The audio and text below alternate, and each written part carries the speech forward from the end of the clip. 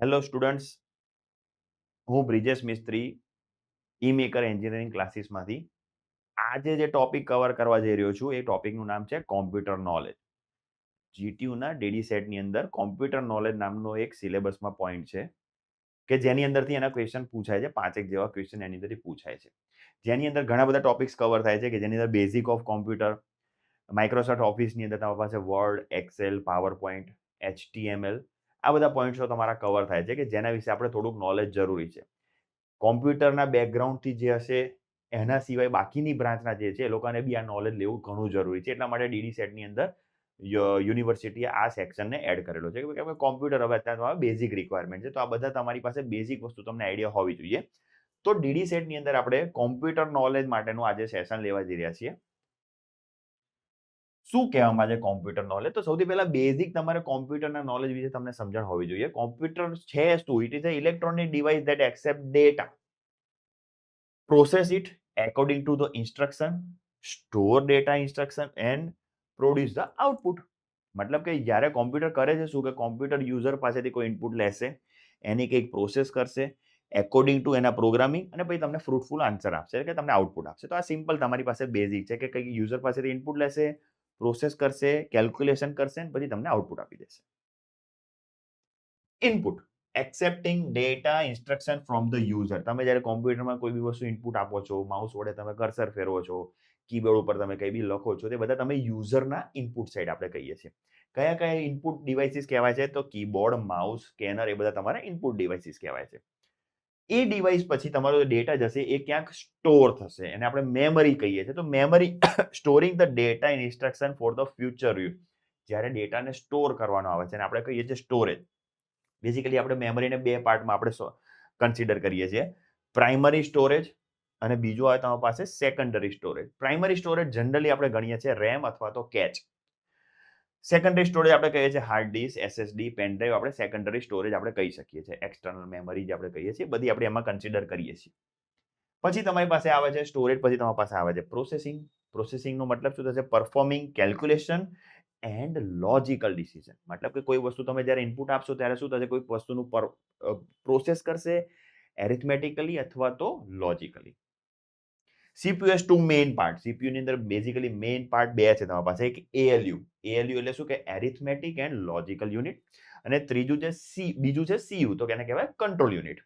કોઈક વસ્તુ કેલ્ક્યુલેશન કરશે અને એને મુજબ કંટ્રોલિંગ કરીને તમને ફ્રૂટફુલ આન્સર આપશે, આઉટપુટ આપશે. Output displaying process information. જે ALU અને CU ની અંદર જે પ્રોસેસ થઈ ગયા પછી તમને જે આઉટપુટ દેખાય છે અને આપણે કહીએ છીએ આઉટપુટ. આઉટપુટના એક્ઝામ્પલ કયા કયા છે? તો કે મોનિટર, પ્રિન્ટર, સ્પીકર. આ બધા તમારા આઉટપુટ ડિવાઇસીસ છે કે જે તમને આઉટપુટ કંઈક આપશે.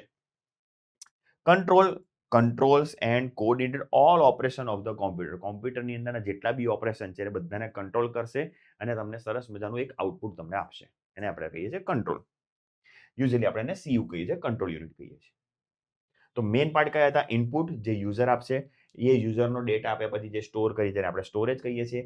કોમ્પ્યુટર એની ઉપર એ સ્ટોરેજ ડેટા ઉપર કંઈક પ્રોસેસ કરશે, કંઈક એની ઉપર તમારી પાસે કામ કરશે અને એ કામ કયામાં કરશે? એરિથમેટિક અને લોજિક યુનિટમાં અને CUમાં કરશે. પછી તમને એ સરસ મજાનું આઉટપુટ આપશે. આગળ જોઈએ હવે કંઈ. કોમ્પ્યુટરની અંદર તમારી પાસે બેઝિકલી ક્લાસિફાય કરવું તો બે રીતે તમે કરી શકો છો, હાર્ડવેર અને સોફ્ટવેર. હાર્ડવેર એટલે યુઝલી તમે જુઓ કે તમને જે ફિઝિકલ સ્ટ્રક્ચર જે દેખાઈ રહ્યું છે ને આપણે હાર્ડવેર કહીએ છીએ. જેમ કે CPU CPU હશે, કીબોર્ડ હશે, મોનિટર હશે, માઉસ હશે, કે જે હાર્ડવેર ડિવાઇસ તમને જે ફિઝિકલી યોર બેર આઈસ વડે તમે જોઈ શકો જેને આપણે હાર્ડવેર કહીએ છીએ. સોફ્ટવેર શું છે કે આ બધી ડિવાઇસોને ચલાવવા માટે કોમ્પ્યુટરની અંદર જે પ્રોગ્રામિંગ કરીએ છીએ એને આપણે સોફ્ટવેર કહીએ છીએ સાદી ભાષામાં. સેટ ઓફ ઇન્સ્ટ્રક્શન અથવા તો પ્રોગ્રામ એને આપણે શું કહીએ છીએ? સોફ્ટવેર કહીએ છીએ. કેટલા કેટલા ટાઈપના સોફ્ટવેર હોય? તો કે સિસ્ટમ સોફ્ટવેર અને એપ્લિકેશન સોફ્ટવેર. સિસ્ટમ સોફ્ટવેર એટલે શું છે? હાર્ડવેરને કંટ્રોલ કરે છે. જેમ કે ઓપરેટિંગ સિસ્ટમ. જેમ કે આપણે ઓપરેટિંગ સિસ્ટમના ઘણા બધા ટાઈપ છે, આગળ જતા જોઈશું. એનું બેઝિક એક્ઝામ્પલ હું તમને સમજાવું કે હવે એમ વિન્ડોઝ આપણે ગણી લઈએ કાં તો એન્ડ્રોઈડ ગણી લઈએ. એનું બેઝિક એક્ઝામ્પલ થઈ ગયું તમારી પાસે. અને એપ્લિકેશન સોફ્ટવેર. એપ્લિકેશન એટલે શું થઈ ગયું? સ્પેસિફિક પર્સન જ્યારે એ યુઝ કરશે અને આપણે એપ્લિકેશન સોફ્ટવેર કહીએ છીએ. જેમ કે એક્ઝામ્પલ એટલે MS વર્ડ, MS ઓફિસ. એ તમારા બેઝિક એપ્લિકેશન છે કે જે યુઝરની રિક્વાયરમેન્ટ મુજબ બને છે.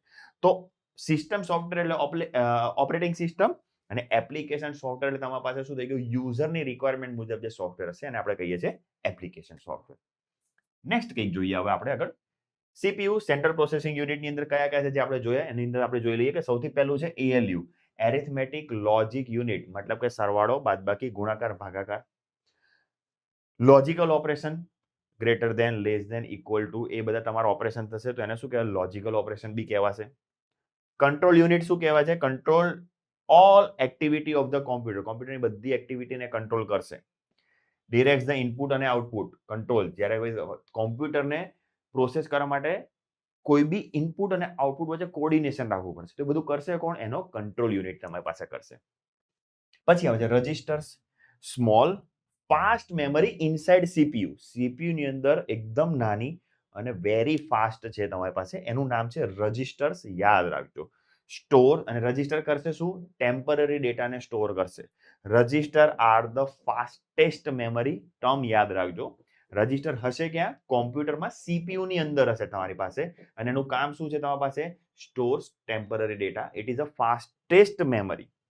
મેમરીની અંદર આપણે સમજાયું કે પ્રાઇમરી મેમરી અને સેકન્ડરી મેમરી, રેમ અને રોમ. અને સેકન્ડરી મેમરીની અંદર તમે કહી શકો છો હાર્ડ ડિસ્ક, SSD અથવા તો પેન ડ્રાઈવ. પ્રાઇમરી મેમરી કઈ ગણાય, રેમ અને રોમ. રેમ જે છે એ ટેમ્પરરી મેમરી છે અથવા તો તમારી પાસે વોલેટાઇલ મેમરી છે. રોમ એટલે પરમેનન્ટ મેમરી છે અથવા તો નોન વોલેટાઇલ મેમરી છે. વોલેટાઇલ મેમરી અને નોન વોલેટાઇલ મેમરી વચ્ચે ફરક શું છે, વોલેટાઇલ મેમરીનો મતલબ શું થશે કે જો પાવર કટ થઈ જશે તો એની અંદર રહેલો સ્ટોર થયેલો ડેટા ડિલીટ થઈ જશે, એટલે કે ટેમ્પરરી છે, એટલે કે વોલેટાઇલ છે. જ્યારે રોમ જે છે શું છે, એની અંદર પાવર કટ થશે તેમ છતાં એની અંદર તમારો ડેટા સિક્યોર હશે, ક્યાંય જશે નહીં, એટલા માટે એને કહેવાય પરમેનન્ટ અથવા તો નોન વોલેટાઇલ મેમરી. અને સેકન્ડરી મેમરી કયા કયા છે, તો તમે હાર્ડ ડિસ્ક કહી શકો છો, SSD કહી શકો છો, જે એક્સટર્નલ ડિવાઇસીસ છે બધી તમે બહારથી ઇન્સર્ટ કરી શકો છો. પેન ડ્રાઈવ છે, જે ફ્લેશ ડ્રાઈવ, આપણે પેન ડ્રાઈવનું બીજું નામ ફ્લેશ ડ્રાઈવ બી કહી શકીએ છીએ, એને આપણે શું કહીએ છીએ, સેકન્ડરી મેમરી. નેક્સ્ટ કંઈક જોઈ લઈએ હવે, basic unit of the memory. ખાસ યાદ રાખજો, ઘણું બધું કન્ફ્યુઝન અમુક છોકરાઓને આની અંદર થઈ રહ્યું છે. બેઝિક યુનિટમાં સૌથી પહેલું આપણે કહીએ જે લોએસ્ટ કહીએ છીએ, આપણે કહીએ છીએ બીટ, BIT, સ્મોલ બી. આપણે શું કહીએ છીએ, બીટ, BIT. સ્મોલેસ્ટ યુનિટ મતલબ કે કાં તો 0 કાં તો 1, smallest, BIT, bit, small b. એના પછી આવે છે નિબલ. નિબલ 4 બીટ ભેગા થાય ત્યારે બનશે નિબલ, અને 8 બીટ ભેગા થશે ત્યારે બનશે બાઇટ, કેપિટલ બી, અપર કેસમાં બી. તો યાદ રાખજો, સ્મોલ બી અને કેપિટલ બી. સ્મોલ બી એટલે બીટ, કેપિટલ બી એટલે તમારી પાસે આવે છે BYTE, byte. Most memory size are measure in byte, not bit. આપણે જે બોલીએ છીએ ને KBPS, MBPS, GBPS, TBPS, કાં તો KB, MB, GB, TB. તો KB એટલે કિલોબાઇટ, જો અહીંયા આગળ તમને બધું જ અહીંયા ટેબલમાં બતાવેલું છે, બાઇટ પછી કિલોબાઇટ એટલે કે KB. તો યાદ રાખજો, કિલો બીટ નથી, એ કિલો બાઇટ છે. મતલબ કે સ્મોલેસ્ટ જે છે એ બીટ કહેવાય છે, અને જે આપણા રૂટીન કેલ્ક્યુલેશન બધા આવે છે એ બાઇટમાં, BYT માં એટલે કેપિટલ B માં આવે છે. તો 1 બાઇટ બરાબર 8 બીટ, 1 કિલોબાઇટ બરાબર 1024 બાઇટ્સ, 1 મેગાબાઇટ બરાબર 1024 કિલોબાઇટ. મતલબ કે કિલોબાઇટ પછી તમારી પાસે ગીગાબાઇટ, એને તમારી પાસે આગળ જતું રહેશે. તો ટેરાબાઇટ, પેટાબાઇટ, એક્ઝાબાઇટ, ઝેટાબાઇટ અને યોટાબાઇટ, એ દરેકે દરેકની અહીંયા આગળ તમને વેલ્યુ આપેલી છે. એક વસ્તુ ક્લિયર કરી નાખજો, સ્મોલેસ્ટ મેમરી કઈ આપણે ગણતા હતા, bit, BIT, bit, small b. અને બાઇટ જે કહીએ છીએ 8 બીટ ભેગા થાય તો બની જશે બાઇટ. અને 1 બાઇટ બરાબર 8 બીટ, 1 કિલોબાઇટ બરાબર 1024 બાઇટ્સ. આ હતું basic structure of the memory. Memory કઈ રીતે હોય છે અને કેવી રીતે એનું ક્લાસિફિકેશન થાય છે એ સમજી લઈએ. સૌથી પહેલું આપણે કહીએ છીએ રજિસ્ટર્સ. રજિસ્ટર હશે ક્યાં, located inside CPU, fastest memory છે, વેરી સ્મોલ ઇન સાઇઝ છે, સ્ટોર્સ ઇમિડિયેટ ડેટા. રજિસ્ટર ક્યાં હશે, CPU માં, પ્રોસેસરની જે આપણું જે છે એમાં હશે. બહુ જ ફાસ્ટ છે પણ બહુ સ્મોલ છે, અને એ શું કરે છે, ઇમિડિયેટ ડેટાને એ સ્ટોર કરશે. એના પછી આવે છે કેચ મેમરી અથવા તો કેશ મેમરી, બિટવીન CPU અને RAM. CPU જે રજિસ્ટરમાં આપણે વાત કરી સીપીયુ અને રેમ રેન્ડમ એક્સેસ મેમરી એ બંને વચ્ચે હશે. એ બી તમારી પાસે બહુ જ ફાસ્ટ છે. Stores frequently use data faster than RAM but slower than register. આ ટર્મ યાદ રાખજો. જે કેશ મેમરી છે એ રેમ કરતા ફાસ્ટ છે પણ રજિસ્ટર કરતા સ્લો છે. અને કરે છે શું? ફ્રીક્વન્ટલી જે યુઝ થયેલો ડેટા હશે એને યાદ રાખશે, જેને કારણે તમારી મેઇન મેમરી ઉપર કાં તો કોમ્પ્યુટર પર બર્ડન તમારું ઓછું પડશે. મતલબ કે એ ટેમ્પરરી ડેટાને યાદ રાખી છે કે જે ફ્રીક્વન્ટ યુઝ થાય છે, જેને કારણે મેઇન ડેટા તમારો બર્ડન ઓછો પડતો રહેશે. એના પછી આવે છે રેમ. રેમ એટલે શું થઈ ગયું? પ્રાઇમરી અથવા તો મેઇન મેમરી કહીએ છીએ. રેમ નો મતલબ શું થશે? Random access memory. ટેમ્પરરી અથવા તો વોલેટાઇલ મેમરી છે, યાદ રાખજો. Use during the processing. બીજું નામ છે રોમ, રીડ ઓનલી મેમરી. રેમ એટલે રેન્ડમ એક્સેસ મેમરી, રોમ એટલે રીડ ઓનલી મેમરી. રેમ એ વોલેટાઇલ મેમરી છે, જ્યારે રોમ એ નોન વોલેટાઇલ મેમરી છે. રોમ શું કહેવાય છે? Non volatile. મેં તમને કીધું કે પરમેનન્ટ છે અને સ્ટોર બેઝિક ઇન્સ્ટ્રક્શન પરમેનન્ટલી તમારી પાસે સ્ટોર કરશે તમારી પાસે. પછી આવે છે સેકન્ડરી મેમરી. સેકન્ડરી મેમરીમાં hard disk, SSD, pen drive, large, bigger, તમારી પાસે વધારે ડેટા સ્ટોર કરવો હશે તો તમારી પાસે આ બધી ડિવાઇસ જોશે secondary memory. Slower than the primary memory. ખાસ વસ્તુ યાદ રાખજો. લેવલ્સ જોઈ લો તમે અહીંયા આગળ. રજિસ્ટર, કેચ, રેમ અને સેકન્ડરી. આ લેવલ મુજબ આપણે ઇન્ક્રીઝિંગ ઓર્ડરમાં જઈએ તો તમારી પાસે સ્પીડની વાત કરીએ તો રજિસ્ટરની સ્પીડ હાઈએસ્ટ હશે. જેમ જેમ જેમ આગળ વધતા જઈશું એમ તમારી સ્લોઅર થતી જશે. કોસ્ટિંગની વાત કરવા જઈએ તો રજિસ્ટર ઇઝ મોસ્ટ કોસ્ટલી. જેમ જેમ જેમ આગળ વધતા જઈશું એમ ધીરે ધીરે એ શું થતું જશે? સસ્તું થતું જશે. કેપેસિટીની વાત કરો તો કેપેસિટી ઇન્વર્સલી પ્રોપોર્શનલ છે. મતલબ કે રજિસ્ટર જે છે એની કેપેસિટી લો છે પણ ફાસ્ટ છે પણ મોંઘું છે. એ જ વસ્તુ ધારો કે સેકન્ડરી, આપણે લાસ્ટ મેમરીની વાત કરીએ તો એની અંદર તમારી પાસે શું છે? કેપેસિટી બહુ જ વધારે છે પણ એ વસ્તુની સ્પીડ લો છે અને કોસ્ટિંગ બી તમારી પાસે કમ્પેરેટિવલી આના કરતા એ લો છે. તો આ તમારી પાસે શું થઈ ગયું? લેવલ આપી દીધા છે તમારી પાસે કે કેવી રીતે તમારી પાસે સ્પીડ, કોસ્ટિંગ અને તમારી પાસે કેપેસિટી ક્લાસિફિકેશન થઈ શકે છે. આગળ જોઈએ કંઈ. આને આપણે કહીએ છીએ મેમરી હાયરાર્કી. મેમરી હાયરાર્કીની નીચે તમે જોઈ શકો છો. નીચેથી તમે ઉપર જાઓ છો તો સ્પીડ અને કોસ્ટ પર બીટ. મતલબ કે જેમ જેમ જેમ તમે ઉપર જતા જશો એમ એમ તમારી સ્પીડ બી ફાસ્ટ થતી જશે, કોસ્ટિંગ બી વધતું જશે. જેમ જેમ જેમ નીચે આવતા જશો તમારી પાસે એમ શું થશે? સ્પીડ સ્લો થતી જશે અને કોસ્ટિંગ બી તમારું ઘટતું જશે. પણ જેમ જેમ તમે નીચે આવતા જશો તો ડેટાની કેપેસિટી સ્ટોરેજ એ બી વધતી જશે. મતલબ કે ઉપર તમે જોવા જાઓ તો ડેટા તમારો બહુ વપરાશે નહીં. મતલબ કે ડેટા તમે સ્ટોર વધારે નહીં કરી શકો. જેમ નીચે આવતા જશો તો તમારી કેપેસિટી ઇન્ક્રીઝ થતી હશે.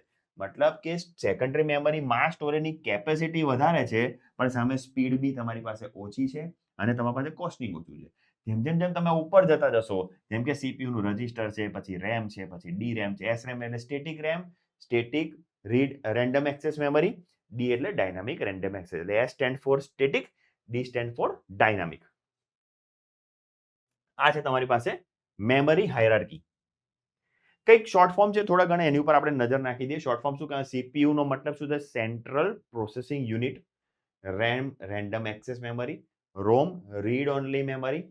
URL uniform resource locator. ખાસ યાદ રાખજો.